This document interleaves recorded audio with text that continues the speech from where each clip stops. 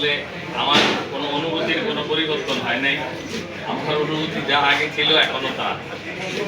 আমি অত্যন্ত কৃতজ্ঞ সকল বন্ধুদেরকে পেয়ে, যে একটা উসিলার কারণে আমি হয়তো এমপি মেম্বার অফ পার্লামেন্ট হওয়ার কারণে আমি সবাইকে একসাথে ইত্যাদি করার একটা সৌভাগ্য হয়েছে। জানি না ইন ফিউচারে আল্লাহ বাঁচিয়ে রাখবে কিনা আমাদের সবাই ক্ষেত্রে। আমরা মানে হয়তো পাওনার সামনের দিকে আল্লাহ কাকে কখন কোথায় রাখে আল্লাহ তারা কেউ জানে। আমি আসলে ব্যক্তিগতভাবে খুব মিস করছি তিনজনকে বেসিক্যালি, হাশেম, তারপরে তারেক,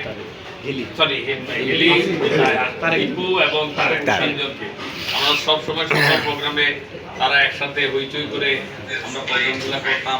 বেসিক্যালি আমার সাথে তা সকল মাঝে মাঝে ওই কি বলে সরকার বিরোধী আন্দোলনের সময় সবাই আইসা আমাদের বলতো। আমিও তখন আপনাদের মাঝে যেতে চাইতাম না, কারণ মাথার উপরে ম্যাক্সিমাম সময় দেখা যেত মামলা ঝুলিয়ে আছে।